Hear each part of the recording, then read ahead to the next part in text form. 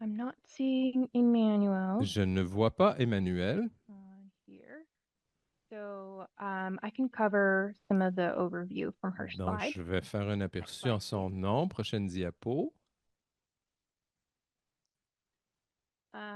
So this is just a quick overview. Emmanuel Donc, was c'est un going to petit provide aperçu que Emmanuel devait vous offrir since sur it was notre launched programme. in 2021. Donc, ça a été lancé en 2022, 2021, and the continuation of the 2022, program et c'est was la suite du launched in programme. La suite du programme a 2023, été lancée en current program 2023-2024 et ending le programme in actuel va se terminer 2027. en 2027-2028. Natural Resources Canada Ressources leads naturelles this Canada in close dirige le collaboration with PICAI en étroite CCC, collaboration avec public CCC et SIF funds flood mapping projects in close Sécurité publique. collaboration Le with PICAI provincial finance des and projets de territorial partners. cartographie avec des Cost-sharing is partenaires 50-50 provinciaux et with territoriaux. Le partage 50% des coûts est 50-50 avec les 75% provinces share with et territories. 75-25 avec les And territoires. the breakdown of the program Et dans la funding ventilation du seen financement today, du programme qu'on voit à flood l'écran, mapping projects les projets de with cartographie provinces des and inondations territories avec are les provinces et included in territoires sont funding. inclus dans le financement de A goal Ressources of the naturelles SIF is to Canada. L'un contribute des funds objectifs du to PICAI était de research. contribuer au financement de la CCC recherche. funds research Le streams CCC dedicated finance des to projets de recherche incorporation consacrés to à incorporating climate change l'intégration flood du maps. changement climatique dans les cartes This d'inondation. webinar series Cette focuses série de on the webinaires se outcomes of concentre sur research les funded résultats de la by the recherche financée par CCC during the ECCC first et achevée au SIF. cours de la première phase du PICAI. NRCan funds research streams related RNCAN to finance des regional flood projets de modeling and recherche liés à la inclusion of modélisation des indigenous inondations traditional régionales et à knowledge. l'intégration des connaissances traditionnelles autochtones dans les projets de On cartographie behalf of des Emmanuel, inondations. we're On a looking forward to sharing Emmanuel. outcomes On of the a hâte de research vous with partager les our résultats des community. recherches avec l'ensemble de la Next communauté. slide, please. Prochaine diapo. The next webinar in the series will Le take prochain place on webinaire March 6th, aura featuring lieu le presentations 6 from mars Tadros avec des, Gabriel and des Nicolas Gasset présentations on innovations in de predicting Tadros ice jam, Gabriel et Nicolas flooding, Gasset and surface sur runoff. les For more embâcles. details Pour plus de on upcoming détails events, please sur les visit événements the à venir, CCRA website. allez sur notre site Right. web. Okay, so a few more people have joined Donc, us. Welcome d'autres to the gens se webinar. sont joints. Bienvenue au webinaire. Just have a couple more notes on J'ai housekeeping, couple reminders. autre note logistique et des rappels à around, vous offrir. things.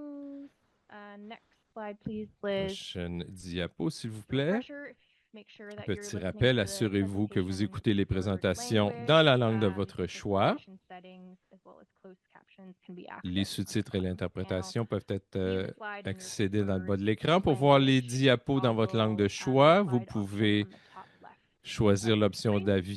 d'affichage We en are haut de recording, l'écran. On enregistre this webinar, and the ce recording will be webinaire already available on our et website l'enregistrement over the sera next few disponible sur notre During site web the au cours des prochaines presentation, semaines durant la we'll présentation. post some links as well in On case, va you aussi wanna afficher save des those to liens. follow up.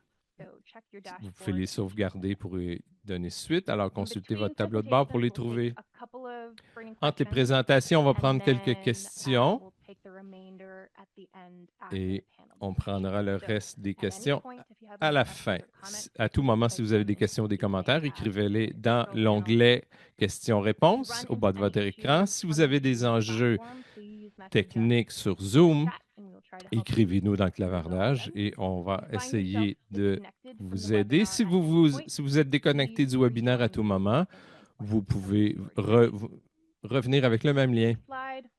Prochaine diapo. Now a quick introduction for our Maintenant, first speaker. présentation Dr. rapide pour Mélanie notre Trudel is an conférencière. Dr. associate Mélanie professor Trudel est in une the professeure Department of Civil agrégée Engineering and au Building département de génie at civil et de UBC. génie du bâtiment à l'Université de Sherbrooke. She is an expert in remote Elle est sensing of experte water en resources, télédétection as des well as ressources en hydraulic eau and et en hydrological modélisation modeling. hydraulique et Her hydrologique. research focuses Ses primarily recherches on the portent acquisition principalement sur and l'acquisition integration et of l'intégration de data, données de both satellite télédétection, and tant par drone-based, to satellite que monitor par water drone, resources. pour la surveillance des Thank you ressources en for eau. joining us today, Dr. Merci de vous Trudel. joindre à I'll pass it nous, over to you for our Dr. first Trudel. Je vous cède la parole. Thank you. I will first share my screen. Je vais d'abord partager mon écran. Merci.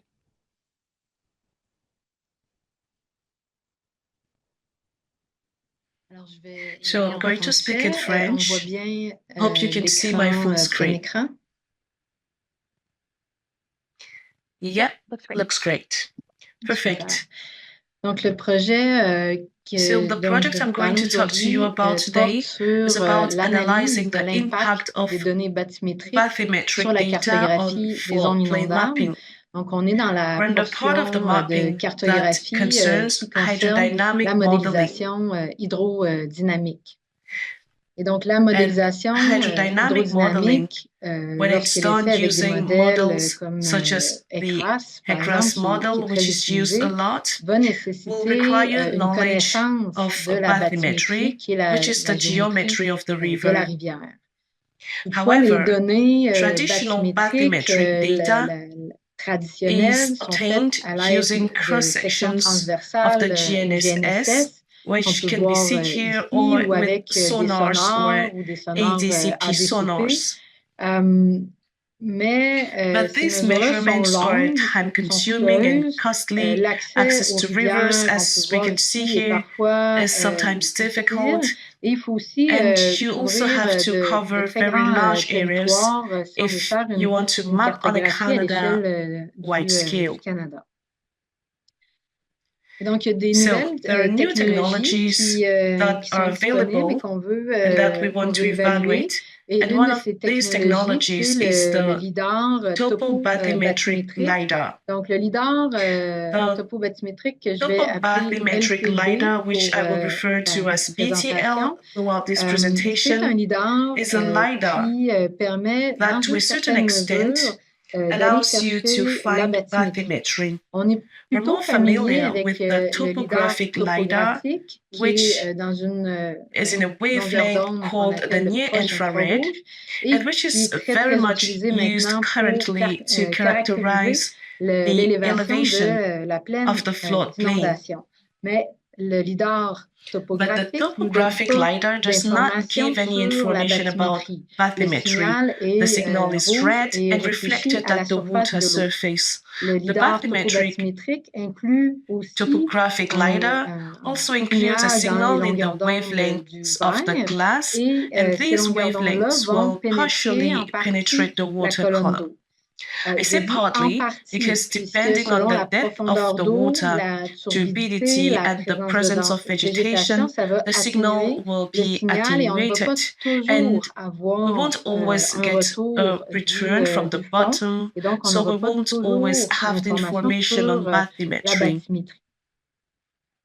Un ordre de grandeur An de order of quelques magnitude mètres, on of va a être en few mesure d'aller meters chercher, will allow lorsqu'il y a us une profondeur d'eau to de quelques mètres, on va get être en mesure d'aller chercher bathymetry la bathymétrie if si there is il n'y a no pas de turbidity in the turbidité water. dans l'eau. So Donc, acquisition l'acquisition must doit be se carried faire out dans des in conditions weather conditions météorologiques that are d'abord sans pluie rain-free, et both autant at au the moment time de of l'acquisition que acquisition les and in the jours days précédents before, to pour avoid éviter les high forts flows débits et aussi and la water turbidité turbidity. de l'eau.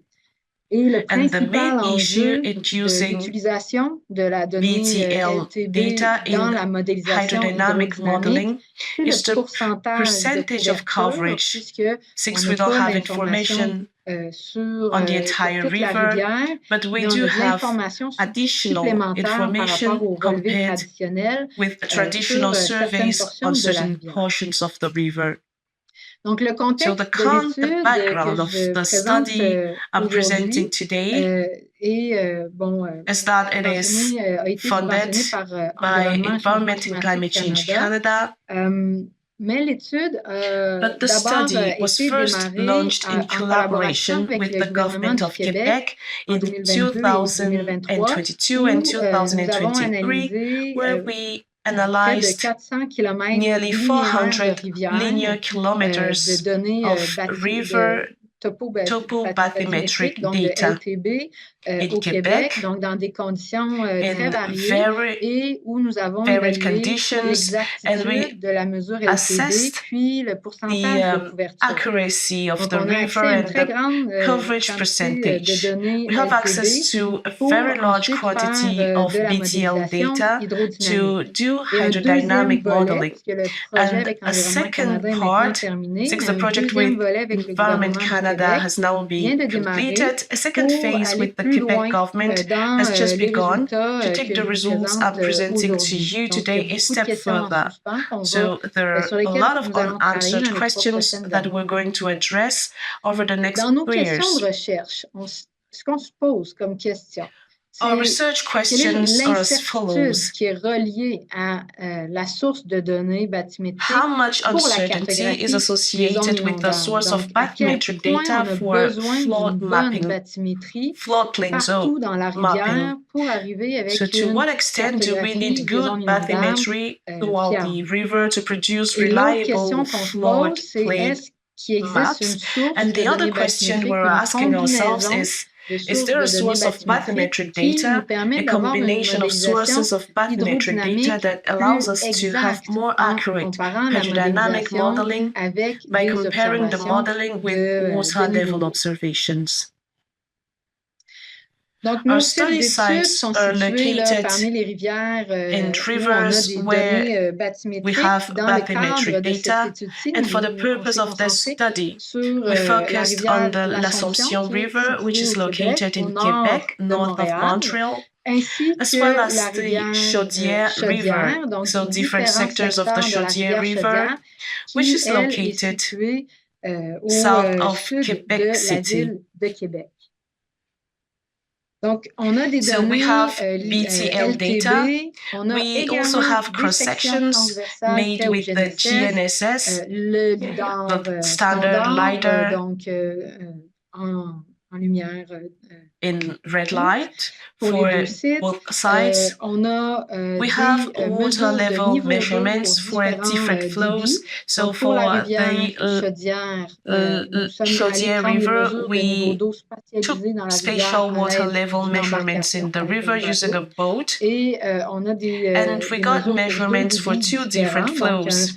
So 50 150 mètres cubes cubic par meters seconde, per qui est plutôt second, le which faible is more of a débit, low 500 flow, mètres and cubes par seconde, 1,500 cubic meters per débit. second, which is a Et la higher même chose flow. pour la rivière Same l'Assomption. thing Par for contre, the c'est pas rivière possible de l'Assomption. naviguer However, facilement it's not possible le secteur to des Sud. easily Donc, les mesures ont navigate été faites the au the southern Henri pour sectors. mesurer So les the niveaux d'eau. measurements were taken at Encore the là, pour deux GNSS on débits, the riverbank 15 to mètres measure cubes par water seconde et levels. un Again, 250 for mètres two cubes flows, par 115 seconde. cubic meters per second and Donc, les 250 cubic caractéristiques meters per des second. sites à l'étude. Donc, pour ce qui est de la Regarding the rivière characteristics of the sites under Chaudière, study, bien, les for données, the la Chaudière largeur de la River, rivière est de l'ordre d'une the centaine data is de good. The mètres. river is Et about pour ce qui est de la 100 rivière meters l'Assomption, wide, c'est une rivière and the qui est un peu moins l'Assomption large. is a little La less longueur des wide. tronçons The est length autour de 4 of the km sections is actuellement là, currently pour la around rivière 4 Chaudière et kilometers 1,6 for the km. Ce qui est Chaudière River important, and c'est le pourcentage de and 1.6 couverture kilometers for de the lidar l'Assomption. topobathymétrique. Donc, What's on a important is the 90% percentage of de coverage couverture sur of la the rivière top l'Assomption. Donc, on est allé vraiment sur un BTL secteur LiDAR. où le So we have signal 90% coverage on the rivière l'Assomption. alors que pour We're la really in rivière a sector Chaudière, where the on a signal une covers couverture qui est plus faible, donc qui va de practically the 45 entire à river, 60% whereas for the du Chaudière secteur River, we have qui lower est couvert. coverage ranging from Les pentes 45 to sont 60% of variables the sector également d'un coverage. secteur The à l'autre. slopes also vary Et on a from des one sections sector to another, transversales and we des have tailles de cross-sections and bassin versant. sizes of catchment area. La première The étape first de la phase of méthodologie a our consisté à methodology générer des involved interpolations generating des données interpolations bathymétriques. of Donc, bathymetric nous data. avons fait trois We used three méthodes different methods. différentes. Donc, une An méthode d'interpolation interpolation directement method avec les directly points with the LTB. BTL Et points. là, on a utilisé la méthode de And then we used the Merwade method to do the interpolation. On a aussi We also interpolé les interpolated sections the cross sections, transversales et and the l'interpolation interpolation s'est was faite à done partir de using chaque. Et EGRAS. finalement, on a And finally, combiné we combined les the two acquisition methods, donc le lidar the topobathymétrique avec les topobathymetric sections LiDAR and the dans cross un sections système in a d'information geographic géographique. information system. Donc, juste So pour un just as a rappel, reminder pour votre for your connaissance, knowledge, the l'algorithme de Merwade Merwade, algorithm, il y a d'autres algorithmes similaires there are all the également similar en termes algorithms to d'interpolation the en Merwade rivière. Donc, ce qu'on va algorithm faire, in c'est qu'on va terms tracer le of talweg river et on va interpolation. projeter So what dans we're un going to do nouveau is we're going système de to coordonnées plot the qui suit le talweg, talweg. and we're going to Et donc, project à it ce into moment-là, the on fait une new interpolation coordinate avec system une which méthode. follows the Ça talweg. peut être And so at that inverse carré point, des we distances, ça peut être interpolate un it crigeage. using a method Donc, which on can fait be une interpolation inverse, standard et which ensuite, on is va kriging, the reprojeter kriging dans le method, système and we original reproduce it qui, in the qui original suit system le Thalweg, that qui follows the permet Thalweg, de bien which allows us to interpoler les interpolate méandres the meanders dans in les the rivières. rivers. On a aussi We've fait also l'interpolation des interpolated sections the cross transversales sections directement directly in the dans le model, modèle in the EGRAS, EGRAS model. donc qui permet de faire une It interpolation enables us linéaire to carry entre out sections a transversales en linear suivant le Thalweg interpolation et between les cross baies. sections by Et following enfin, on the a Thalweg and combiné the les banks. deux. Donc, dans And les we zones où on combine the a two une perte in the de areas signal where LTB, we on have a loss utilise of BTL l'interpolation signal. avec We les use the sections interpolation with the transversales. cross Et sections. lorsqu'on And a when we have the l'information information sur on the l'interpolation BTL LTB, bien là, interpolation, on va we use it to l'utiliser put it, pour on va venir we use it mettre to put par-dessus, it dans le on fond, top notre of our interpolation interpolation avec les with the sections cross transversales. sections. Pour le cas de la For rivière the l'Assomption, comme L'Assomption River, on a as 90% we said, we de have couverture. 90% On a coverage. fait We simplement un simply made a pour faire l'interpolation to interpolate the points, giving that practically the whole river was covered.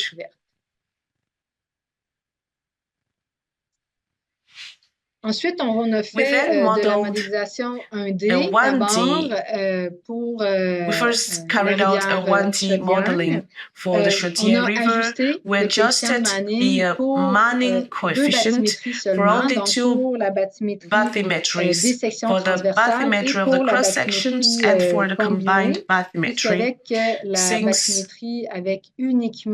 we had only BTL data, we did not have good results giving coverage losses. Then we used two different annual exceeding probabilities, meaning 50%, which corresponds to a 2-year recurrence, and 5%, which corresponds to a 20-year recurrence. We also looked at an average flow for the month of February to represent winter flows for modeling purposes in the context of ice jams. So we wanted to assess the impact on the mapping of flood areas in open water, but also the impact of bathymetry in the mapping of flood zones due to ice jams. For the L'Assomption River, we carried out a 2D modeling, and for reasons of time, we're going to continue, but we set the Manning's coefficient to save calculation time, and we will eventually vary the Manning coefficient. However, with this value of the Manning coefficient, we were already having deviations between we were already having satisfactory deviations between the observations and the models. And here again, we're going to compare the elevations for a traditional interpolation by section and a BTL combination. But essentially, we are only going to crunch the BTL data. I will show you the results of the various interpolations. On the right, what we can see is in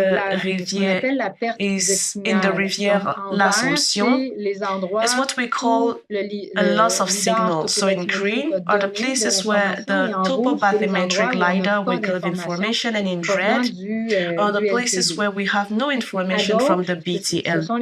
On the left, we have statistics for all the rivers. Here we've calculated the deviations between GNSS data for the cross sections and the BTL data. So in general, the results here are very similar to what we find in the literature. So first of all, we find a slightly higher elevation. We see a positive bias on the topobathymetric LiDAR compared to the GNSS sections. And we find an a sea, typically around 15 to 25 centimeters.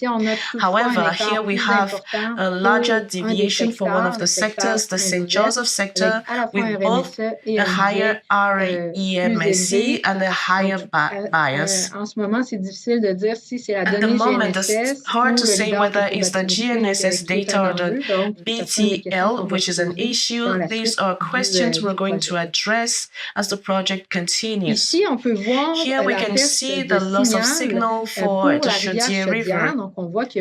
We see that there is much more loss of signal, and we can also see the limits of the hydrodynamic models that have been implemented.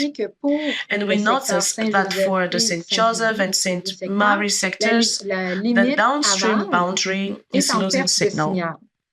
So the downstream boundary condition will be losing signal, whereas for the Scott sector, we have a downstream boundary condition which is seen, or which is detected by the BTL. Here too, we can see variations in terms of coverage. We can compare the interpolations with the sections with the interpolation of BTL data directly, and it's what we're seeing here on the right. However, what we see is that there are significant deviations for sectors where there is a loss of signal. So when there is a loss of BTL signal, it is more difficult to get a good interpolation. What we noticed is that the BTL data allows us to detect the shoals in the river and so improve our bathymetric interpolation, which is based on the sections.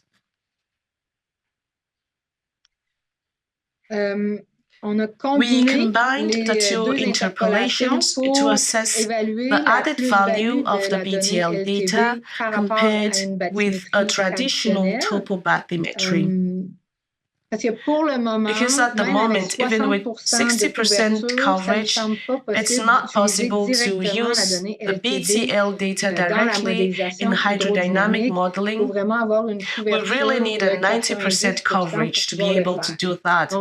So what we did was we first of all used the cross-sections to make sure that we had the deepest places in the river, and then we imposed the bathymetric LiDAR on top to capture the different shoals in the river. On the right, you can see different profiles and the source of the data. So when it's deeper, you can see that it comes from the interpolation of cross-sections, and when it's shallower, it comes from the bathymetric, from the topobathymetric LiDAR. On the left, we can see that there is still some noise in the interpolation. So for the next phase of the project, we want to investigate different filtering methods. For the moment, the noise hasn't caused us any modeling problems, but we'll still want to filter the data better. These are the results for the 1D modeling for the 3 sectors on the Chaudière River. We did a calibration to use the same Manning's coefficient for both flows of 50 cubic meters per second and 500 cubic meters per second. For the St. Joseph and Scott sectors, we have a downstream boundary condition of normal depth. And for the St. Marie sector, we use an observed water level. The first thing we notice is that we get better accuracy with the combined BTL data than with the traditional method with just cross-sections. So adding the shoals, adding the bathymetry from the topobathymetric LiDAR gives us better accuracy. So here is the REMSE in meters between the observations and the simulations. So we can also see that the model performs better at high flow than at low flow. And the Et impact of l'impact de adding l'ajout des données LIDAR topobathymetric LiDAR data leads us to the process of adjusting the Manning coefficient and therefore the calibration of the model with lower Manning coefficient values for 2 models out of 3, but for the Sainte Marie sector, we obtained the same Manning coefficient, but despite this, we still have better accuracy. So lower Manning coefficient with the topobathymetric LiDAR in the study sectors that we studied, better accuracy and better accuracy for a higher flow compared to a lower flow. Ici, on peut visualiser la comparaison. Donc, la ligne avec les points, c'est le Talveg. Donc, le Talveg ne semble pas doesn't to change much because the Talveg is the deepest part of the river, and what we've added is the shoals. So if I had represented the wetted areas, we would have clearly had wetted areas that were shallower at the bottom with the topobathymetric LiDAR. You can also see the water level observations by boat. We took measurements every 5 meters. All is well represented. You can see how to take measurements at lower flows or higher flows. The addition of bathymetry allows us to improve our hydrodynamic modeling in many areas, particularly at low flows. Donc, ça, c'est un peu notre deuxième question de recherche. Donc, est-ce qu'on arrive avec une meilleure exactitude our second research question? Do we get a better accuracy for the sectors we've investigated in 1D modeling? Yes. Integrating several bathymetric sources improves accuracy. Does this have an impact on floodplain mapping?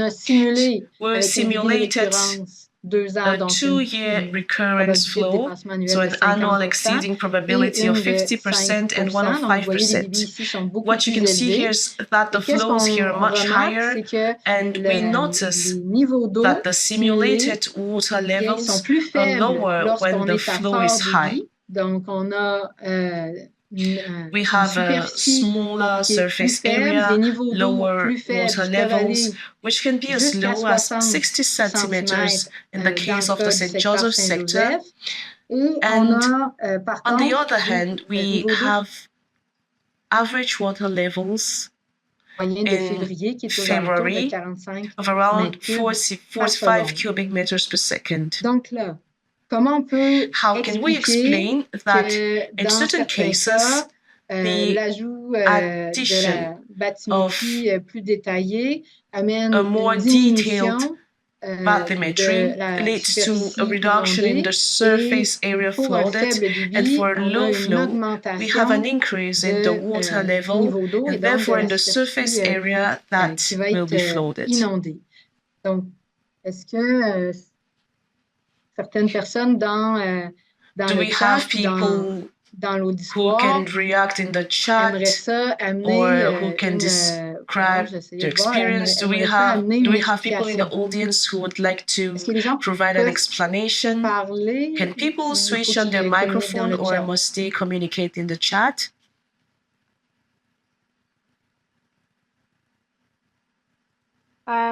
If folks are raising their hand, we can allow them to. Si les gens lèvent la main, on peut leur donner la parole. Do we get people who are too embarrassed? Je suis habituée avec des étudiants. I'm used to working with students. My question is, why is it that we see an increase in water levels with low flows, whereas with the high flow and the addition of a better bathymetry, we have lower water levels? This can be explained using our Manning's equation, which is the basic equation that will be used in hydrodynamics. The Manning equation includes the Manning coefficient, but it also includes wet areas and the hydraulic radius. So when we have a lower Manning coefficient, comme as on a obtenu avec we lors obtained du with the calage. Pour calibration. les forts débits, For high c'est flows, ce terme-là qui va it's qui va this driver term l'équation. that Donc, will c'est ce drive the terme-là qui equation. va être It's this prédominant term dans that will l'équation. Et donc, on predominate va in the observer equation. des, So we'll des see niveaux d'eau qui water vont levels that are être higher. plus élevés moins élevés No, sorry, avec la lower donnée with lidar topobathymétrique. topobathymetric Toutefois, LiDAR pour un data. faible However, débit, for a c'est low plutôt flow, l'air mouillé it is the qui va wetted être le area terme that will be prédominant de the l'équation de predominant Manning. term Et in the donc, on Manning's observe equation. un niveau And d'eau qui va therefore, être the water plus level will be élevé higher dans, with the avec addition l'ajout of du the lidar topobathymetric topobathymétrique. LiDAR. Donc, ce qu'il faut So retenir, what c'est we que must understand is l'intégration d'une that the bathymétrie integration of plus a more détaillée detailed qui nous amène avec bathymetry, which une gives us greater exactitude accuracy, plus élevée, will not n'aura pas have le the même same impact impact sur les on high forts flows débits que as on sur les low faibles flows. débits. Et sur les faibles débits, ou les Or- débits hivernaux, And on par low exemple, flows or winter c'est flows, for important example, pour it's ce qui est de la important as far as des mapping des ice embarques jams de and glace et hydraulic ice jams is hydraulique de concerned. glace. Donc, l'ajout de la Adding bathymétrie bathymetry n'a doesn't pas le have the même same impact impact sur on les forts high débits and low et les faibles flows. débits. Est-ce qu'il y avait des gens qui avaient participé? Do we have people who participated in the chat? On avait une main levée, mais I saw one participant raising their hand. bon, je vais Anyway, I'll poursuivre. continue.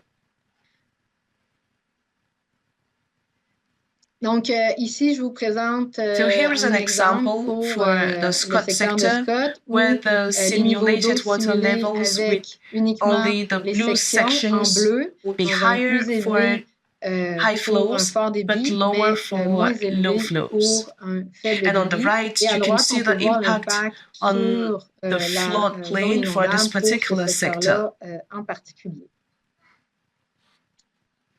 For Pour the, la modélisation, for the 2D 2D, modeling, donc, ce what qu'on we a fait, did on a was utilisé we le même used the coefficient de same Manning, Manning et malgré coefficient, ça, en and utilisant le despite même that, coefficient de Manning, encore là, on a we obtenu obtained des higher élévations qui sont elevations plus élevées for pour the le flow débit of de 15 15 cubic mètres cubes par meters per seconde et second moins and élevé lower pour le débit for de the 255 mètres cubes 250 par seconde. cubic meters per Et cette second. fois-ci, ce But n'est this pas time, le coefficient de Manning qui it's vient not the Manning expliquer coefficient that l'écart entre les explains deux the deviation modélisations, between the mais two bien la models, condition frontière but the aval. downstream Donc, la boundary condition condition. frontière aval The des deux downstream modèles boundary condition of the est two models différente is étant donné different, qu'on a given that une we have a meilleure better characterization avec with the la donnée lidar bathymetry LiDAR. topobathymétrique et le fait de And modifier la modifying condition the frontière downstream boundary aval va condition venir will modify modifier the le downstream secteur sector aval and et have avoir un impact a different différent impact là, sur les forts on et the les high faibles and low débits flows dans in la the modélisation 2D 2D. modeling. Donc, So on peut what voir we ici can spatialement see les variations. here Donc, is où se the trouvent les spatial variations dans la rivière variations, en ayant une bathymétrie, where the variations are in c'est the l'écart entre la river bathymétrie and faite the à l'aide de sections deviations transversales et depending de on lidar if we're using topobathymétrique. the cross sections or the Donc, topobathymetric LiDAR. Notre A étude study comporte has quelques a few limites limitations ou or areas of améliorations auxquelles on improvement voudrait that we would like s'attarder to dans look at in the le second deuxième part volet of the de study l'étude with the avec le Quebec gouvernement du government. Québec, donc un peu comme le troisième volet de l'étude. J'en nomme seulement quelques-unes And I will only ici. name a few Donc, of them here. ce qu'on veut, c'est We want justement to étudier plus en study détail the l'impact impact de la of the condition border frontière. Donc, si condition on in more connaît detail. bien la If we bathymétrie know à la the bathymetry condition at the frontière, boundary est-ce que ça a condition, un impact we want to plus see if it important has a greater qu'ailleurs impact dans than le is elsewhere in the tronçon? On va stretch. étudier des We're going tronçons to de rivières study plus longer longs, stretches of river. également We are l'impact au also niveau des going to ponts look at the et impact au of niveau des bridges seuils, de and connaître shoals. la bathymétrie avec plus So de we need to détails. know the On veut étudier bathymetry in more l'impact de la detail. source de We want to bathymétrie study sur the impact of l'exactitude des the modèles 2D. bathymetry Donc, on n'a source pas on the accuracy fait of the cette 2D partie-là de models. l'étude. On We a didn't regardé look at that l'impact part of the sur la study. We looked at the cartographie, mais impact plus on sur mapping, but not on l'exactitude de ce accuracy. qu'on arrive à avoir en So we ajustant will le try to coefficient de Manning, un modèle investigate if by adjusting the exact avec une mining meilleure coefficient, bathymétrie. we can get Et a on more veut accurate model développer with a des better nouvelles bathymetry. méthodes And we pour want to develop combiner les new différentes methods for sources de combining the données different sources bathymétriques, of mais également bathymetric data, développer des as well as méthodes developing d'acquisition. acquisition Est-ce qu'on va methods, where d'abord we're faire going une to start acquisition by LIDAR acquiring the topobathymétrique topobathymetric pour LiDAR. ensuite aller combler les And secteurs où after this, we on will est en fill in perte the de sectors signal where we're avec losing soit des signal sonores, with soit either sound des data or données GNSS GNSS. data. Donc, So de we développer will une look at méthode developing an d'acquisition pour acquisition avoir une method bathymétrie la to plus have the most complete complète possible bathymetry in the dans la river. rivière. Donc, bref, on a encore beaucoup In d'idées short, et we'll beaucoup still de have a lot of simulations ideas and a pour lot of les prochaines simulations années. for the next Donc, few on en years. viendra We peut-être may à faire have, d'autres or we may give other présentations presentations in the future. dans l'avenir. Thank Je vous you for your remercie de attention. votre attention.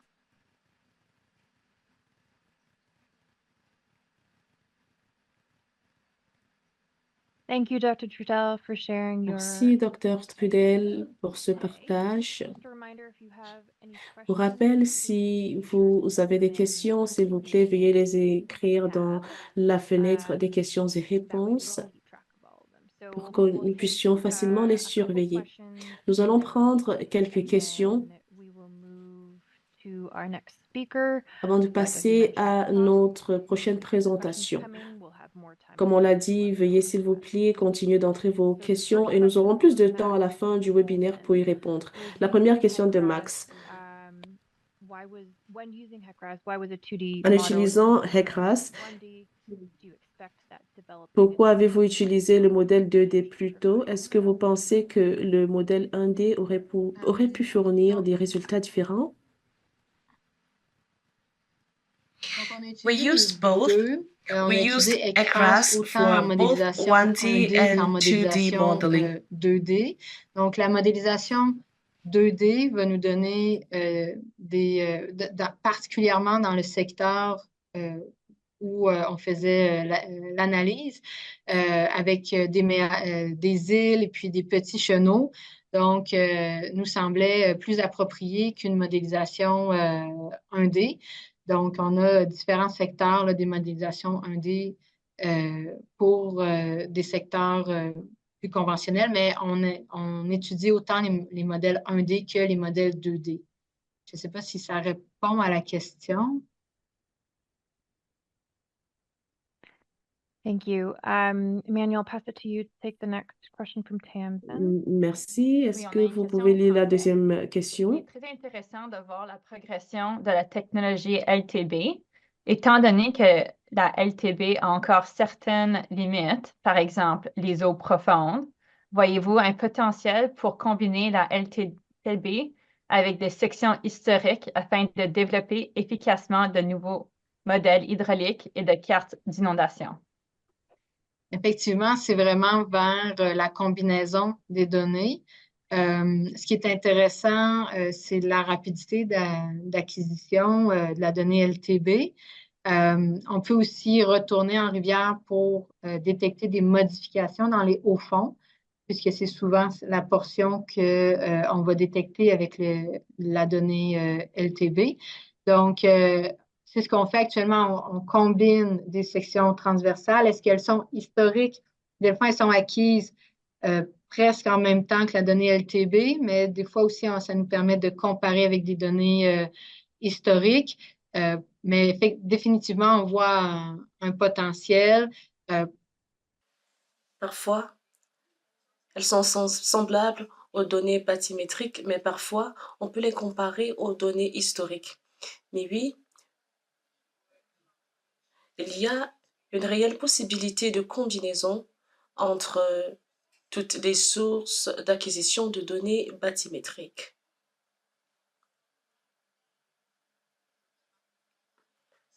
Est-ce que je peux répondre rapidement à la question de Marc-Olivier Trottin, qui est quelque peu connecté à celle-là? Oui, bien sûr, allez-y. Peut-être que je vais lire la question à haute voix. Est-ce que vous avez développé une méthode d'évaluation pour identifier les tronçons où le modèle LBT pourrait être plus efficace? Oui, c'est la première étape que nous avons réalisée. L'idée était de savoir à l'avance si on pouvait avoir des données bathymétriques. La méthode a été développée et le gouvernement du Québec l'a appliquée pour ses acquisitions de LBT. La méthode a été développée et pour la prochaine phase de l'acquisition, le gouvernement du Québec l'a appliquée et ce fut une réussite. Un article à ce propos est en train d'être rédigé. Il sera publié bientôt, mais c'est une méthode qui sera facilement appliquée. Et oui, on peut le faire par drone parce que quelqu'un a posé la question de savoir s'il était possible de collecter les données bathymétriques par avion ou par drone. Oui, les données sont collectées en majorité par avion, mais elles peuvent très bien être collectées par drone. Le coût est encore très élevé, c'est la raison pour laquelle jusqu'ici les données sont majoritairement collectées par avion. Alors, une dernière question de Wei. Comment avez-vous fixé la condition frontière aval?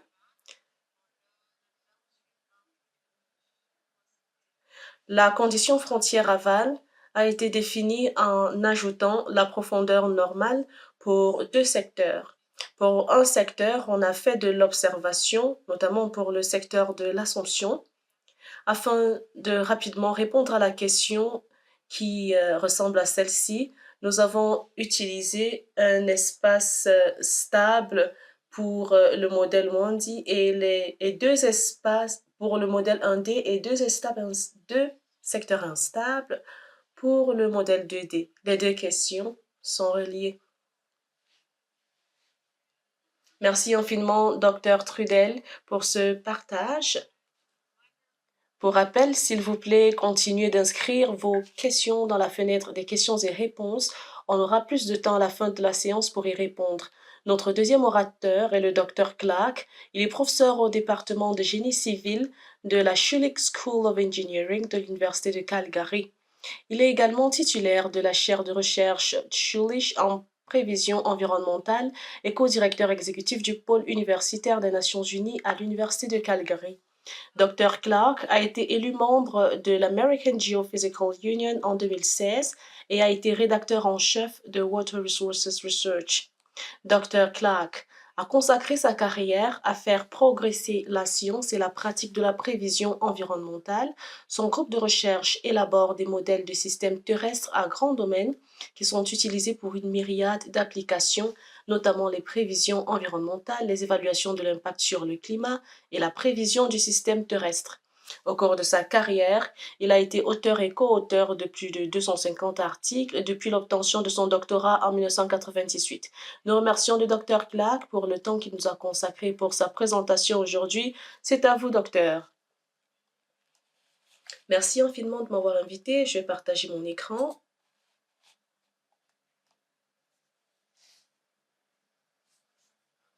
Parfait. Merci infiniment de me donner la possibilité de faire cette présentation. Avant de commencer, je reconnais respectueusement que je vis et travaille sur le territoire visé par les traités 6 et 7 et la terre natale des peuples Métis, Tsuut'ina, Stoney et Pieds-Noirs. Je remercie ces peuples d'avoir pris soin et protégé ce territoire et cette eau, et je rends aussi hommage aux ancêtres de ces lieux.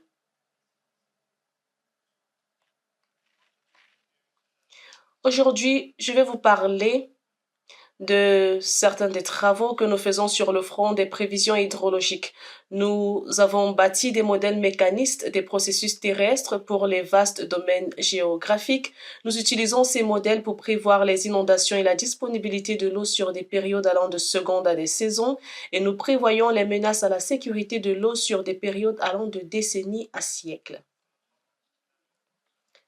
Pour la présentation d'aujourd'hui, je fournirai des éléments de contexte sur comment nous réfléchissons à la modélisation hydrologique. Je présenterai aussi certains des défis en matière de recherche, notamment la veille géospatiale, les représentations de processus et la fusion modèle-données. Et enfin, je présenterai un mot de fin. Généralement, du point de vue de la littérature, la perspective qui domine, c'est celle du ruissellement. Et certaines des questions critiques qu'on se pose sont les suivantes. Où va l'eau quand il pleut? Combien de temps est-ce que l'eau reste dans le bassin hydrologique et comment s'écoule l'eau pour atteindre le cours d'eau? Ces questions sont pertinentes pour cet environnement. C'est le bassin versant de Maharani au nord de la Nouvelle-Zélande, mais peut-être que la perspective dominante est moins appropriée pour cet environnement-ci, pour celui-ci aussi, pour cet environnement, pour cet environnement et pour cet environnement. Le véritable défi auquel nous sommes confrontés lorsque nous travaillons avec des modèles larges, c'est le processus du cycle de l'eau et les événements hydrologiques extrêmes de part et d'autre du monde. La principale question qu'on peut se poser est celle de savoir comment modéliser le cycle terrestre de l'eau. Les modèles traditionnels de pente que nous voyons dans tous les livres sur les bassins versants offrent une compréhension compréhensive du cycle terrestre. Mais à droite, nous avons une représentation plus complète qui a été développée par l'Université de Calgary et qui inclut les modèles d'eau souterraine ainsi que les paramètres et les processus que nous rencontrons au Canada, dans les zones urbaines, dans les zones à forte intensité agricole. Ce qui nous intéresse est comment simuler explicitement les processus hydrologiques dominants allant de la cime de la végétation à la profondeur du substratum et des pentes au continent. Ces questions sont assez anciennes. Ce que je montre ici, c'est le plan directeur qui sous-tend les modèles hydrologiques complexes disponibles aujourd'hui, tels que étudiés par Alan Fries et Harlan. Et les questions qu'ils se sont posées étaient les suivantes. Les descriptions mathématiques basées sur la physique des processus hydrologiques sont-elles disponibles? La deuxième question portait sur les paramètres. Est-il possible de mesurer ou d'estimer avec exactitude les paramètres hydrologiques de contrôle? Et la troisième question était relative au système informatique. Les problèmes relatifs à la capacité de stockage informatique et à la vitesse de calcul ont-ils été résolus? J'essaye de montrer que la plupart des défis auxquels nous sommes confrontés aujourd'hui sont directement relatif au modèle moderne expliqué par ses auteurs en 1959.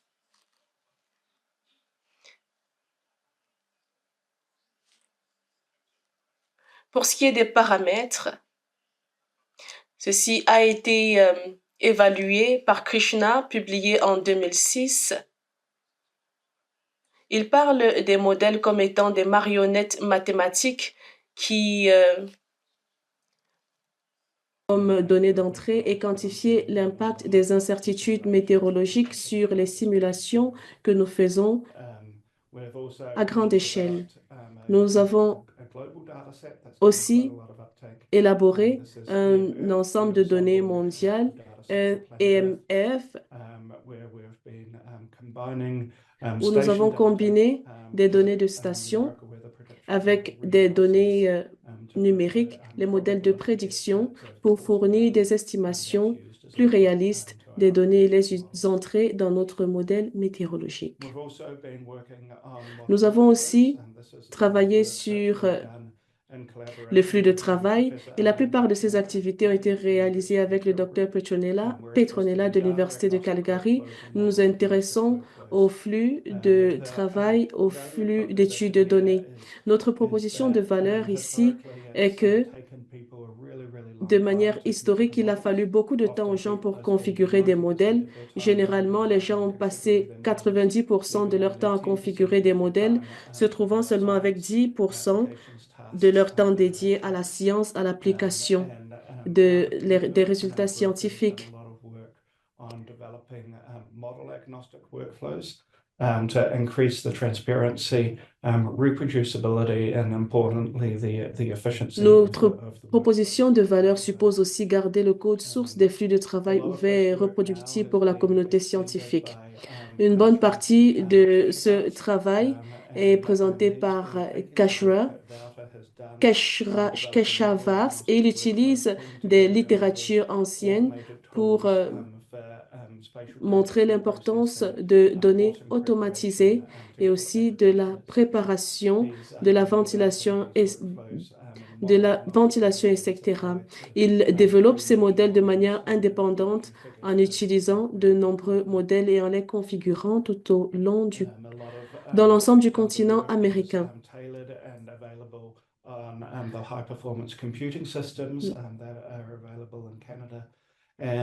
Au Canada, il y a aussi des outils pour faciliter la modélisation et Keshava a mis à l'échelle ce genre de travail de manière indépendante pour être déployé dans tout le continent américain. Nos activités de flux de travail ont été étendues par Darry Etherson, qui s'appuie sur une bonne partie du travail réalisé par Kay Chavals. L'objectif est de développer beaucoup plus d'outils et de nous amener vers un modèle ITZ qui fera en sorte que nous passons d'une analyse de terrain vers la configuration et l'exécution du modèle, ainsi que le référencement des modèles d'extension pour l'expansion et l'itération. C'est un travail qui est en cours d'élaboration pour publication. Autre chose que Etherson a fait que je n'ai pas mentionné ici, c'est le développement de l'assistance IA pour automatiser certaines des tâches humaines et certaines de nos activités. Sur le front de la modélisation du système terrestre, lorsqu'on pense construire un modèle, nous servons de cet organigramme hiérarchique.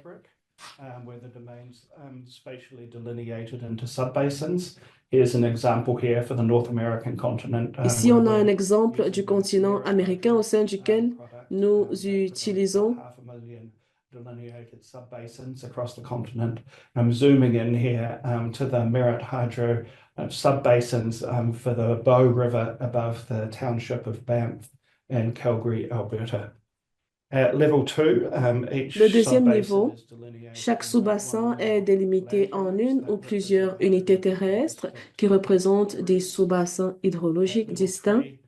Le niveau 3, chaque vignette de sous-bassin est définie par de multiples sous-domaines verticaux ou les limites de ces domaines. Et le niveau 4, chaque sous-domaine vertical peut inclure de multiples variables et chaque sous-domaine vertical peut inclure de multiples variables. Et le niveau 5, ici, nous avons des données de calcul des limites du volume du modèle. Ici, je vous montre la hiérarchie avec les deux premiers niveaux, avec l'hétérogénéité. Les trois derniers niveaux définissent la colonne verticale. Il est possible de construire un cadre général et on peut commencer à mélanger des composantes de différents modèles. Par exemple, on peut définir des composantes dans un cadre hiérarchique. Et on a différentes composantes de végétation, de neige et de sol et différentes composantes de masse et d'énergie, d'équilibre, de végétation et de sol. On essaie de construire des modèles avec des composantes et on est prudent. On sépare les équations de flux. Donc, les gens qui ont une certaine expertise dans certains domaines peuvent appliquer leur expertise au développement du modèle. Un exemple de la séparation de ces préoccupations, quand on parle de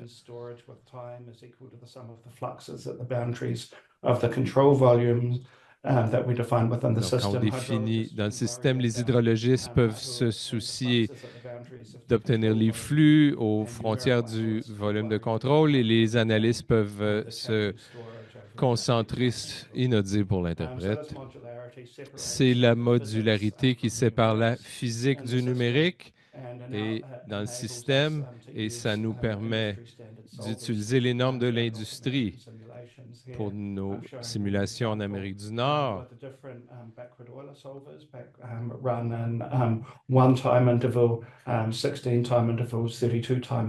Inaudible pour l'interprète, ça peut être comparé avec les normes de l'industrie et ça montre la précision des simulations dans le continent nord-américain. On travaille aussi pour améliorer la représentation des processus. Une partie du travail que nous faisons, donc c'est la synthèse des domaines continentaux. On essaye de définir des paysages uniques en Amérique du Nord. On veut développer des modèles dans chacun de ces paysages. Voici un exemple ici des paysages qui ont été définis dans le continent. Et le développement de cette carte a été fondé sur des consultations avec des scientifiques dans différentes régions en Amérique du Nord. On travaille aussi sur des modèles qui ont des processus qui ont été négligés. Quand on regarde on observe de grands domaines, on voit que les modèles dans la région des plaines, et c'est caractérisé par... Et souvent, les prairies sont définies comme le cimetière des modèles hydrologiques. Le défi clé ici, c'est le modèle non linéaire. Mais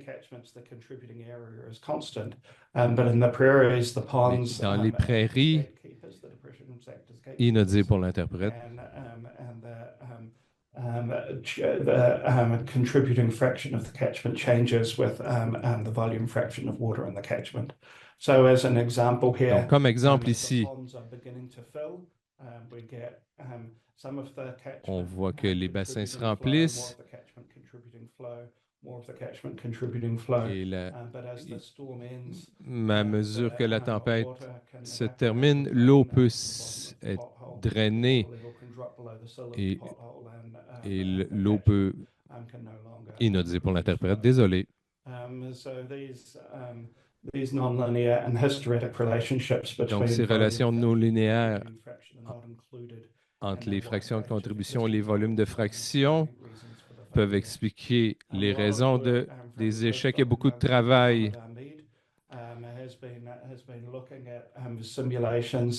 donc, il y a eu des simulations qui ont été faites en utilisant différentes représentations sur la dynamique des marmites. La première, c'est WattRoff qui ne représente aucune marmite torrentielle. Et le deuxième, c'est PDM-ROF qui traite des marmites torrentielles sans hystérèse. Et le troisième, ce sont les marmites torrentielles indépendantes d'un modèle et d'hystérèse. Donc, qui représente la relation non linéaire entre...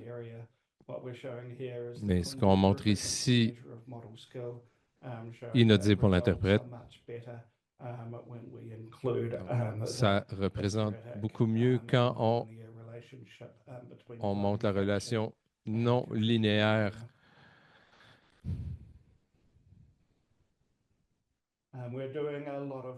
On fait énormément de travail sur l'estimation de paramètres. C'est utile de regarder l'approche aux États-Unis. Leur approche est une prédiction à haute résolution pour essayer d'offrir une prédiction pour 2,7 millions de tronçons de cours d'eau aux États-Unis. Ici, c'est un paradigme qui est avancé, qui a été avancé il y a 15 ans. C'est un article de Eric Wood et un autre article ici de Donc, ce paradigme a été critiqué pour les raisons que j'ai mentionnées plus tôt quand je parlais du groupe inaudible pour l'interprète. Souvent, on n'a pas les données et les données pour estimer des paramètres de modèle. Et c'est le problème. C'est un problème d'ignorance qui a été décrit dans la littérature. Et le paradigme du système terrestre ne tient pas compte des réalités hydrologiques. Donc, la modélisation du cycle hydrique terrestre dépend des détails inconnus du paysage. Les prédictions de l'écoulement fluvial exigent une représentation des effets à grande échelle de l'hétérogénéité spatiale. Souvent, les augmentations de la résolution horizontale ne permettent pas d'accroître le rendement du modèle hydrologique. Et le défi, en général, c'est la déduction des paramètres à partir de données limitées. Et les schèmes traditionnels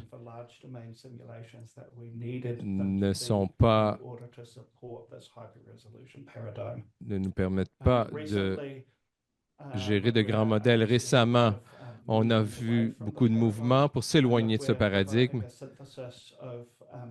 Ici, on a une synthèse d'articles qui ont été publiés au cours des 5 à 10 dernières années. On voit que l'exactitude du modèle hydrique national est de loin inférieure à celle des solutions de rechange parcimonieuses. Et ce que je montre ici, c'est que le CDF des différentes classes de modèles, donc plus les pentes sont à droite, la performance du modèle s'améliore. La préoccupation, c'est que les modèles d'hyper-résolution, comme le modèle américain, ont atteint leur limite de prévisibilité. Il y a un engagement pour améliorer l'exactitude du modèle. Une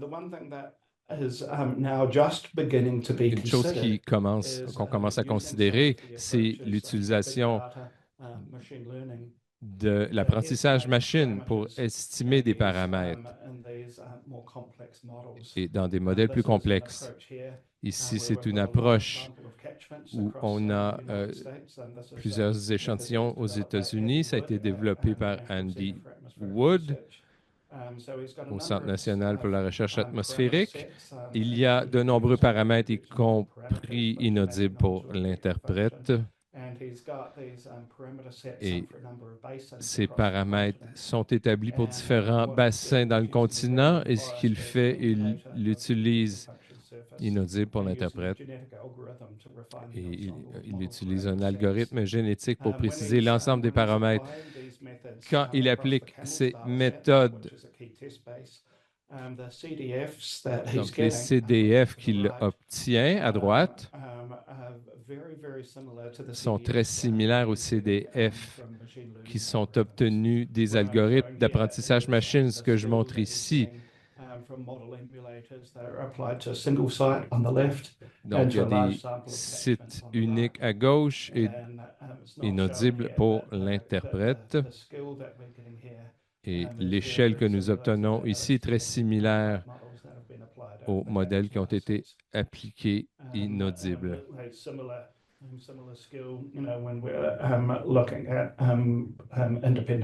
Même chose quand on regarde des données indépendantes dans la période de validation.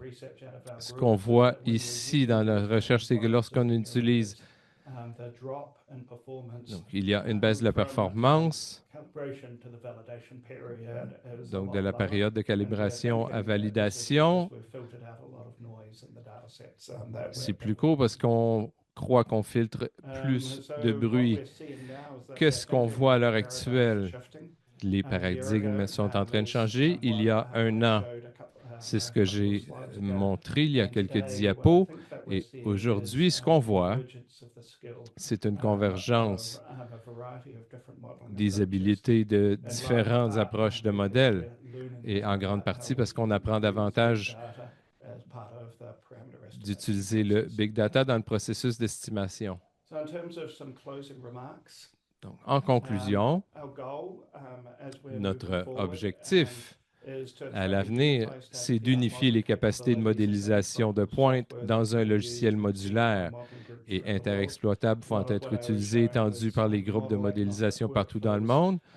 Donc, j'ai montré les modèles agnostiques qui peuvent être utilisés à travers différents modèles et différents cadres. Et on veut aussi offrir aux groupes de recherche l'infrastructure computationnelle qui leur permettrait de contribuer en termes de connaissances et de données pour créer un écosystème de modélisation communautaire.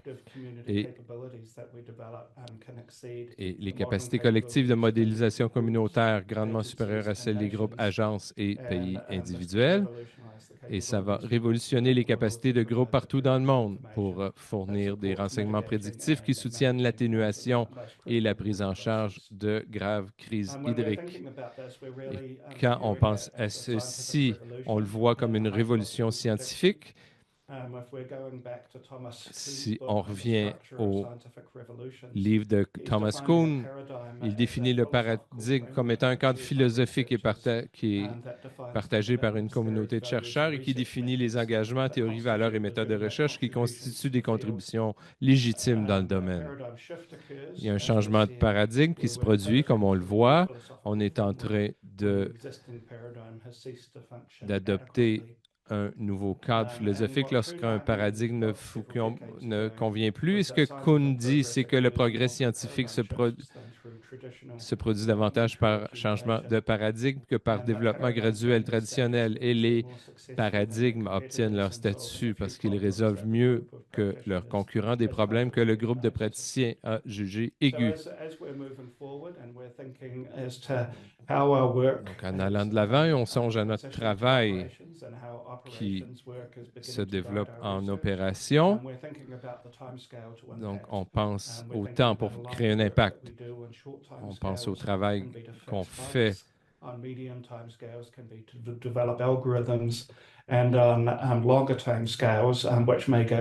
périodes de temps qui sont plus longues et qui vont au-delà de notre période de financement, c'est de partager des paradigmes. Et quand on vit de tels changements, il faut songer plus soigneusement au changement de paradigme. Donc, le processus de la recherche aux opérations est similaire aux perturbations atmosphériques. Et Lewis Fry Richardson, en 1920, a dit que les grands tourbillons sont formés de petits tourbillons qui alimentent leur vélocité. Donc, j'espère qu'on aura de bonnes discussions. Merci. Merci, Martin, pour votre présentation. Petit rappel aux participants, si vous avez des questions, écrivez-le dans l'onglet « Questions ». On a une question d'un participant anonyme qui dit « Si on voit des modèles d'apprentissage machine qui sont meilleurs que les modèles, donc quel rôle voyez-vous ces modèles jouer dans le futur? »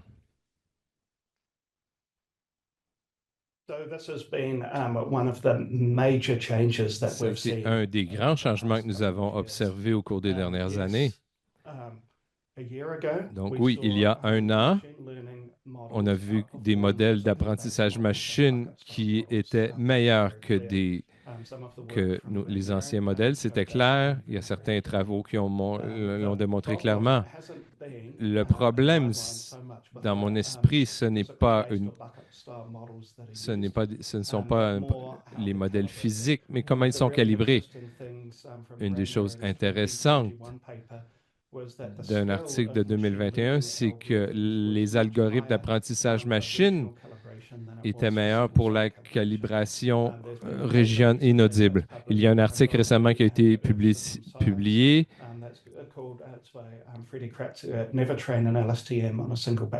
inaudible. Et ça démontre que le big data est nécessaire pour estimer les prévisions de ces modèles. Ce qu'on voit dans la communauté hydrologique, c'est une relation inverse. On a le paradigme normalement inaudible. Donc, on calibre nos modèles et on essaie de régionaliser les modèles. Quand Quand on fait ceci, les relations régionalisées sont contaminées par le bruit, les données de calibration, et les relations régionalisées. Donc, ce qu'on voit en contraste par rapport à l'apprentissage machine, c'est que des calibrations sur un seul site sont beaucoup meilleures que la calibration régionale. Et le changement que nous voyons à l'heure actuelle, si on commence à utiliser des approches de big data et des approches d'apprentissage machine pour estimer les paramètres de nos modèles, et les modèles, on se rapproche. Donc, les modèles physiques se rapprochent des modèles machines. L'écart n'a pas été tout à fait comblé, mais il y a beaucoup de convergence. Merci. Il y a une autre question dans le clavardage. Pouvez-vous commenter sur la valeur d'une plus haute résolution spatiale pour une représentation topographique pour des montagnes enneigées et une représentation réalistique de la couverture de neige dans les processus liés à la neige?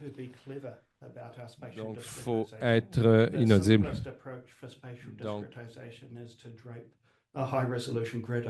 Donc, il faut établir une grille haute résolution par-dessus le paysage. Il peut y avoir des calculs redondants. Et il y a certains processus qui ont besoin d'être représentés explicitement et on peut représenter ces processus plus efficacement en et on doit s'assurer que les processus sont représentés dans ces secteurs.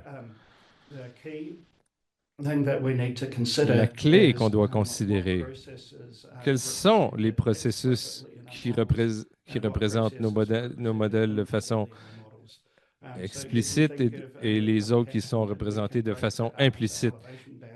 Et on peut le ventiler par élévation. Et dans chaque bande d'élévation, on pourra avoir une distribution de sous-groupes qui représentent la variabilité spatiale, et ça nous permet de simuler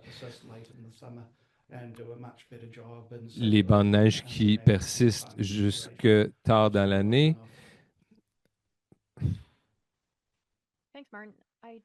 Merci, Martin. Je ne vois pas d'autres questions. Je vais donc inviter Meg et Mélanie à ouvrir leur caméra pour la discussion de panel.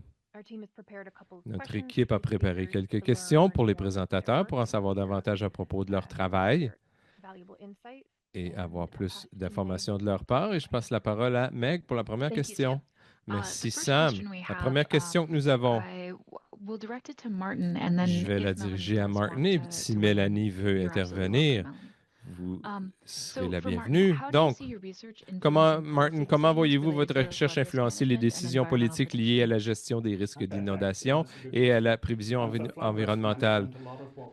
Donc, pour la gestion des inondations, on prend nos outils de modélisation plus vastes et on les utilise pour établir des scénarios de flux à la grandeur du pays. C'est une approche qui a fonctionné, donc on peut utiliser des approches communes pour ce faire. Et ce travail est fait à l'Université de Calgary. Pour les prévisions environnementales, ce qui nous intéresse, ce sont des modèles larges et on travaille sur des solutions inaudibles et pour offrir une cohérence spatiale. Donc, c'était dans les diapos que j'ai présentés. Ce dont je n'ai pas parlé énormément, je l'ai abordé un peu vers la fin, c'est la communauté de pratique. Au Canada, la lentille de prévision est fragmentée. Il y a différentes approches dans les différentes provinces et territoires et différentes approches dans les différentes universités qui sont utilisées et aussi par les agences de prévision aux États-Unis. Différents groupes ont différentes expertises et ça n'a pas été unifié de façon significative. Donc, on doit travailler sur cette capacité de réfléchir à comment on peut réunir ces systèmes pour faire un meilleur travail, pour partager des concepts et des codes à travers différents groupes de développement de modèles et tirer profit des économies d'échelle que nous avons dans nos modèles de prédiction. Merci, c'est très intéressant. Donc, débuter une communauté de pratique et peut-être s'en éloigner et peut-être pour que ça puisse influencer les prises de décision politiques. Ajouter aussi l'acquisition dans la même direction, l'acquisition de données par télédétection, donc sur des grands territoires, permet de justement avoir une modélisation plus uniforme sur l'ensemble du territoire canadien. Ou du moins sur une approche par bassin versant. Donc, on a souvent eu des approches de modélisation hydrodynamique vraiment par petits tronçons de rivière. Donc, avec toutes les données acquises par les satellites, les drones, et on voit que de plus en plus les politiques de cartographie des zones inondables vont sur une approche globale du territoire puisqu'on a plus d'observations. Donc, encore là, c'est dans la direction d'avoir quelque chose d'uniforme, quelque chose qui va être cohérent à l'échelle du bassin versant. Merci, Melanie. I think we have the next question. Je pense qu'on va passer à la prochaine question d'Emmanuel. Oui, donc vos recherches couvrent à la fois plusieurs disciplines, comment les ingénieurs, les hydrologues, les décideurs politiques et les parties prenantes de la communauté peuvent-ils travailler ensemble pour appliquer efficacement vos résultats? Melanie, would you like to go first? Mélanie, voulez-vous commencer? Je peux y aller. Je vais aborder, dans le fond, la question de la collaboration entre les différents acteurs du point de vue de la donnée bathymétrique. Et un peu pour lancer un message, je vais en profiter, c'est pour ça qu'on a des forums. En hydrologie, la donnée de base, par exemple le modèle numérique d'élévation ou l'occupation du territoire, est disponible. On peut la télécharger puis faire notre modélisation hydrologique. En hydrodynamique, en modélisation hydrodynamique, on a besoin de la bathymétrie. Et cette donnée-là, elle n'est pas facile à obtenir. Elle n'est pas publique. On ne peut pas aller sur une base de données et venir télécharger la donnée bathymétrique pour faire avancer la science en modélisation hydrodynamique. Pourtant, les différents acteurs, les firmes de génie, les gouvernements, des municipalités prennent des mesures de données bathymétriques, mais cette donnée-là, elle n'est pas partagée. Et je pense que ça ralentit beaucoup. Donc, une façon d'améliorer et de vraiment collaborer tous ensemble, ce serait d'avoir des bases de données bathymétriques qui nous permettraient aussi de faire un suivi temporel des données de la bathymétrie et donc de voir les changements morphologiques dans les rivières. Donc, on gagnerait beaucoup à avoir l'ensemble de la communauté de tous les domaines à partager la donnée bathymétrique. Mais on sait que c'est une mesure qui a un coût et donc elle n'est pas partagée, mais ce serait bien d'avoir une infrastructure pour accueillir cette donnée-là. Voilà, c'était l'éditorial.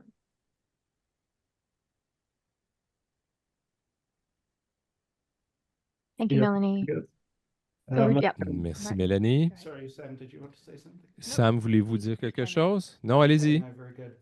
I completely agree. Je suis entièrement d'accord. I have a slightly different tack as well. A lot of J'ai what we're aussi trying to do mon opinion là-dessus. Ce qu'on essaie de faire et les modèles qu'on développe et les flux de travail qu'on développe, on veut séparer les préoccupations. Et c'est l'antithèse de la collaboration, parce qu'on essaie de retirer des modèles des éléments de l'écosystème et en fonction des différentes expertises. Donc, si on a besoin de mathématiciens appliqués, par exemple, pour contribuer à une partie du modèle, et ils ne connaissent pas les détails spécifiques de la physique du modèle, ou si on travaille dans les flux de travail et on développe des flux de façon modulaire, on peut avoir des scientifiques qui vont appliquer leur expertise de façon significative. C'est donc important. Donc, c'est un problème de travail interdisciplinaire. Il y a tellement de gens de différentes disciplines qui devraient se réunir et c'est difficile d'avoir tout le monde qui puisse être des experts en tout. Donc, il faut diviser le travail et permettre aux gens à contribuer en fonction de leurs connaissances et où c'est le plus utile. Quant à l'application, donc c'est un autre aspect de la question. Ce qu'on essaie de faire à l'heure actuelle, c'est de cacher la complexité. Donc, on ne veut pas se détourner des modèles complexes plutôt. Et ça peut être plus long à exécuter, mais ce qu'on veut faire, c'est permettre à ces modèles et de les configurer plus rapidement pour les permettre de traiter des données de façon plus efficace. Qu'on puisse tirer profit de la complexité et de la compréhension des processus sans travail additionnel. Merci à vous deux. La prochaine question, c'est pour les deux conférenciers. Donc, quelles sont les technologies ou méthodologies émergentes qui, selon vous, auront l'impact le plus important sur votre domaine au cours de la prochaine décennie? Qu'est-ce qui vous emballe? Mon domaine de recherche, c'est vraiment l'acquisition, le traitement, l'intégration des données de télédétection, donc des différentes observations, pour améliorer autant la modélisation hydrologique que la modélisation hydrodynamique. Parce que le défi, c'est souvent l'accès aux rivières, l'accès au territoire et les coûts qui sont reliés à ça. Donc, avec les données télédétection, on permet de couvrir un plus grand territoire. Donc, on voit de plus en plus de données acquises par drone, autant pour les niveaux d'eau, pour le lidar standard, donc pour voir les changements morphologiques dans les rivières. Aujourd'hui, je présentais sur des données aéroportées, donc par avion, donc lidar topobathymétrique, mais on a également les satellites. Et quelle technologie va changer de manière significative notre façon de faire de l'hydrologie et de l'hydraulique? C'est le nouveau satellite Surface Water Ocean Topography, SWOT, sur lequel mon équipe travaille depuis une dizaine d'années. Donc, un satellite en collaboration entre la NASA, le Centre national d'études spatiales en France, une collaboration de l'Agence spatiale canadienne et de l'Agence spatiale UK, qui, pour la première fois, mesure les niveaux d'eau pour tous les lacs de 6 hectares et pour toutes les rivières d'une largeur de plus de 50 mètres.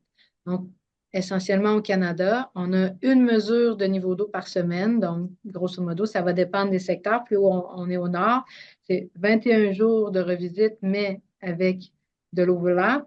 Donc, tous les lacs de 6 hectares et plus au Canada sont vus à peu près une fois par semaine ou 4 à 7 fois par 21 jours, avec une précision verticale autour de 10 cm. On parle d'1 million de lacs au Canada. Et des rivières de 50 mètres de largeur et plus, même chose, on parle de 150 000 kilomètres linéaires de rivières au Canada. Donc, je pense que cette donnée-là, dans mon domaine, qui est de la télédétection, va changer significativement notre façon de faire de l'hydrologie et de l'hydraulique dans la prochaine décennie.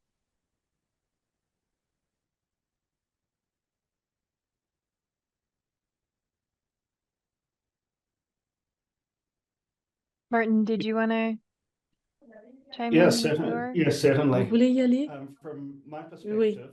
De mon point de vue, je pense que c'est une amplification de la réponse aux participants ou à la participante anonyme. La perturbation majeure que nous avons expérimentée au cours des 5 à 10 dernières années a été l'émergence de l'apprentissage par ordinateur et de l'intelligence artificielle. Ça a véritablement changé la dynamique du paysage de modélisation et ça continuera de le faire. L'un de mes collègues est directeur de la prévision météorologique de l'Organisation mondiale de prévisions météorologiques et il a dit qu'il y a un grand changement. Et ils ont présenté, ils ont posé deux hypothèses. Selon eux, tout le monde devrait comprendre la technologie ou les ordinateurs, pas forcément en tant qu'expert, mais au moins comprendre. Tout le monde devrait comprendre ce que c'est.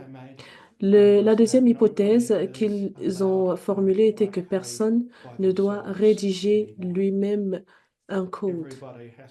Tout le monde devrait collaborer avec le monde et il devrait y avoir une grande collaboration. Je présente cette petite histoire où je vous fais part de cette petite histoire pour que vous compreniez l'ampleur de la perturbation qu'a apporté l'apprentissage par ordinateur. J'ai ma propre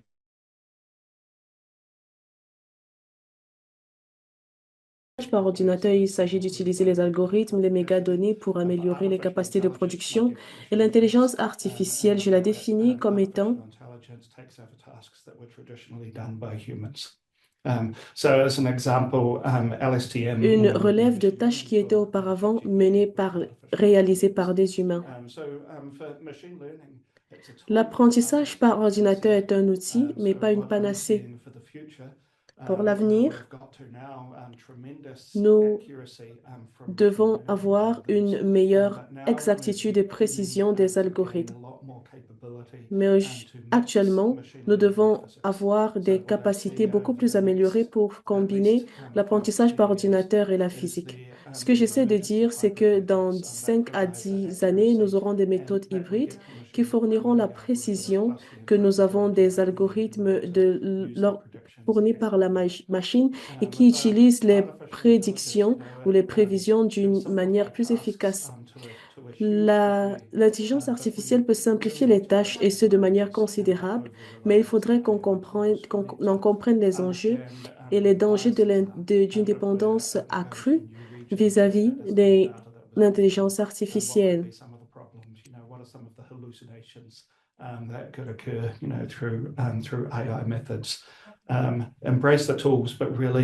On devrait adopter les outils, mais réfléchir à comment ceci devrait être utilisé de manière plus efficace afin d'éviter qu'il ne soit plus un problème qu'une solution. Merci infiniment. J'aime beaucoup votre définition de l'apprentissage par ordinateur et de l'intelligence artificielle. Vous avez fourni de très bonnes définitions. Vous avez bien fait de souligner la différence entre l'apprentissage par ordinateur et l'intelligence artificielle. Merci infiniment, chers orateurs. J'ai une prochaine question qui s'adresse directement à Mélanie. Martin, si vous avez des réflexions que vous souhaitez apporter, vous êtes la bienvenue. Mélanie, comment est-ce que les modèles que vous avez présentés peuvent faciliter les travaux liés à l'adaptation climatique? Je vais laisser Land Surface Modeling to Martin. Donc, c'est quand même difficile de mesurer la bathymétrie partout dans une rivière. Pour plusieurs rivières, la bathymétrie change avec le temps. Donc, on cherche vraiment à développer des méthodes efficaces d'acquisition de données pour réduire les coûts puis avoir des données là où elles sont pertinentes. Donc, je pense vraiment que d'ajouter ou de bien mesurer la bathymétrie et aussi, comme je le disais, partager la donnée bathymétrique et la rendre plus publique va nous permettre de réduire les incertitudes des modèles hydrodynamiques. Puisque dans les modèles hydrodynamiques, mais si on a des meilleures données, bien, on n'a pas autant de paramètres que dans les modèles de schéma de surface. Donc, si on a des meilleures données, bien, on va plus facilement ajuster les quelques paramètres et on va donc réduire l'incertitude des modèles. Donc, c'est pour ça que je pense qu'il faut mettre beaucoup d'efforts sur l'acquisition de données.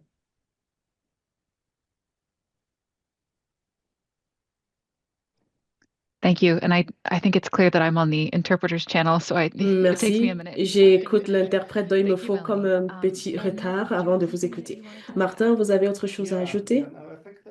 Oui, bien sûr. La plus grande avancée que nous voyons actuellement, c'est qu'actuellement, nous pouvons faire des choses beaucoup plus rapidement. Nous avons désormais beaucoup d'outils, nous avons désormais beaucoup d'avancées pour configurer les modèles et d'en améliorer l'usage.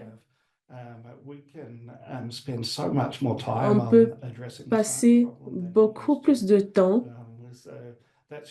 on passe beaucoup moins de temps à résoudre le travail scientifique qu'on faisait avant. Ça nous permet d'être plus rapide en tant qu'universitaires ou chercheurs. Et je crois que ça aide aussi la communauté dans son ensemble. Merci. Dernière question pour notre discussion panéliste avant de passer à la fenêtre des questions et réponses. Si vous avez une autre question, vous pouvez l'inscrire dans la fenêtre des questions et réponses. Quelles sont les limites principales dans les modèles et techniques actuels et comment est-ce que ces insuffisances peuvent être comblées? Yeah, I can go. Yeah, you want to start? OK. Tu veux que j'y aille ou tu veux commencer? Tu peux y aller. J'ai déjà mentionné que la bathymétrie d'une rivière peut changer en modélisation hydrodynamique. Donc, on voudrait des données qui sont récentes pour bien ajuster le modèle. Donc, de quelques années tout au plus. On veut également des événements extrêmes, donc des événements rares pour être en mesure de valider les modèles hydrodynamiques. Et dans un monde idéal, on aurait plus qu'une observation pour calibrer et valider le modèle. Donc, si vous m'avez suivi, j'aimerais avoir plusieurs événements rares récents. C'est impossible par définition. Si je veux plusieurs événements rares, récents, ils ne sont plus rares. Okay? Alors, on a ce défi qui ne pourra jamais, ce paradoxe, on peut dire qu'il ne pourra jamais être résolu en modélisation hydrodynamique, particulièrement pour les rivières qui sont mobiles. Donc, c'est une de nos limitations, comment aller résoudre cette limitation ou diminuer cette limite, c'est d'aller chercher différentes sources de données. On parle de niveau d'eau, mais on pourrait regarder les vitesses par des méthodes de LSPIV, par exemple. Donc, toutes sortes d'approches pour essayer de valider les modèles avec différentes variables et non seulement avec les niveaux d'eau. Mais on se rappelle que dans les faits, on cherche à avoir plusieurs événements rares récents et donc c'est un défi en soi et une limite de nos modèles.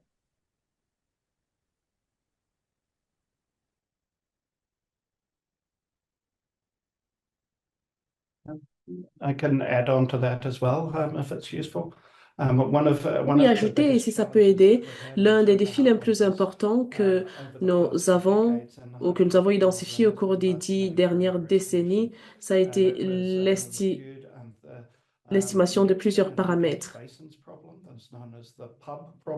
Le problème PUP, qui a été enquêté par différents auteurs dans le monde sans trouver des résultats pertinents.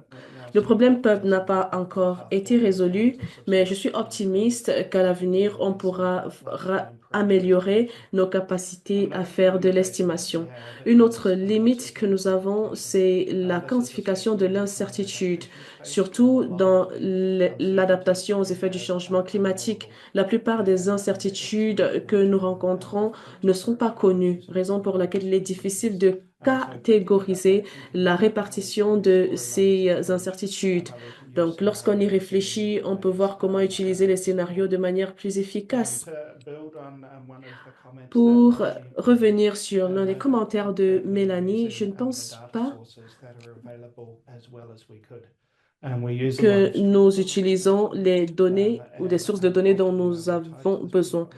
Généralement, nous nous limitons aux données sur le niveau d'eau, mais il y a beaucoup d'autres types de sources de données, notamment les données sur le champ, des données hivernales qui pourraient être utilisées désormais de manière beaucoup plus intelligente. qu'on ne l'a fait par le passé. Et la dernière limite que je veux ajouter, c'est l'importance de la science ouverte. Et si je peux l'expliquer un peu plus, c'est d'autant plus important aujourd'hui compte tenu des transitions politiques qu'on voit dans différentes parties du monde.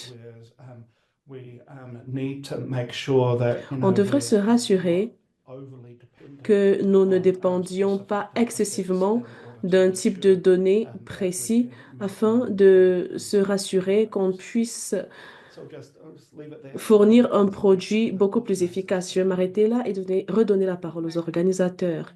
Merci Martin, merci Mélanie. Nous passons désormais à la phase des questions et réponses. Nous remercions les participants d'avoir posé des questions si pertinentes. Si vous voulez poser votre question en direct, vous pouvez utiliser la fonction de réaction et on vous permettra d'activer votre micro. Je vois une question dans la fenêtre des questions et réponses d'un autre participant. Que pensez-vous de l'outil d'apprentissage par ordinateur sur les fleuves touchés par la glace où on a des embâcles importants? Je crois que vous parlez du Google Flood Hub ou de l'outil d'inondation Google.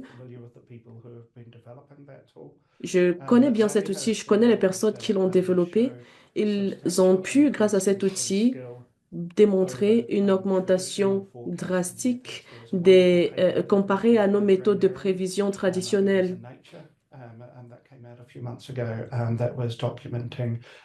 Il y a de cela quelques mois, un auteur a documenté ces améliorations. Les outils d'apprentissage par ordinateur ont un pouvoir immense d'extrapolation. Généralement,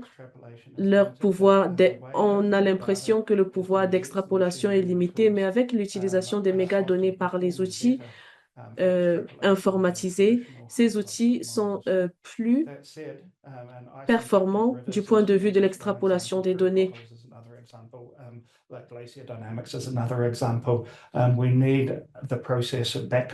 Nous avons besoin que le processus soit ancré dans ces données afin de les utiliser de manière plus efficace. C'est la raison pour laquelle je suggère que les outils hybrides d'intelligence artificielle soient utilisés afin qu'on ait non seulement la précision qu'offre l'intelligence artificielle, mais l'interopérabilité qu'offrent les processus traditionnels. I think that we could have, some wonderful discussions over coffee. There's the second one with the advancement of AI and hybrid AI physics approaches. Do you think AI La deuxième question, pensez-vous que l'intelligence artificielle va remplacer les modèles actuels ou alors est-ce que la coexistence se poursuivra à l'avenir? What we're seeing now is that hybrid is the future. That's my opinion. Ma proposition, c'est que le mode hybride est l'avenir. C'est mon point de vue, à moins qu'il n'y ait une autre révolution, ce qui est toujours le cas. Mais ce que moi, je propose, du moins pour les 5 à 10 prochaines années, c'est que le modèle hybride va jouer un rôle davantage important dans la production et l'opération. Merci infiniment, Martin. J'ai d'autres participants anonymes. Je ne suis pas sûre. Est-ce que vous pouvez envoyer le lien vers l'article auquel vous faites référence dans le clavardage ou ailleurs? Oui, bien sûr, je peux le faire. Est-ce que vous voulez répondre à la deuxième question, Mélanie? Sur quoi? Sur l'apprentissage par ordinateur ou l'intelligence artificielle? Nous avons une question de Jack McCain qui demande de faire des commentaires sur la propagation et la gestion de l'incertitude pour l'âge cadre de modélisation. Comment est-ce que ceci devrait être impliqué dans les processus de gestion des risques liés à l'inondation? Le paradigme de décision actuel est fondé sur les produits. Comment faire changer ce modèle? Longtemps. La question, Donc, on parle de propagation d'incertitudes dans la cartographie des zones inondables. Donc, on a l'incertitude qui provient des modèles hydrologiques, on a l'incertitude qui provient des modèles hydrodynamiques, on a l'incertitude aussi sur les observations. Souvent, on l'oublie, mais la donnée, il y a une incertitude. Donc, effectivement, il y a de la recherche qui doit se faire sur comment propager ces incertitudes, ces données-là qui, en plus, on est dans un climat non stationnaire et nos données qu'on utilise pour mettre en œuvre nos modèles sont non stationnaires. Est-ce qu'il y a une solution actuellement sur les modèles déterministes pour aller vers des modèles probabilistes? Je pense qu'au niveau de la recherche, on est prêt à aller vers des modèles probabilistes. Par contre, est-ce que pour la prise de décision, les modèles probabilistes vont satisfaire les gens qui prennent les décisions, non seulement sur l'aménagement du territoire, mais également, on pense aux assureurs, etc. Ça, je ne sais pas si on est déjà rendu à ce niveau-là.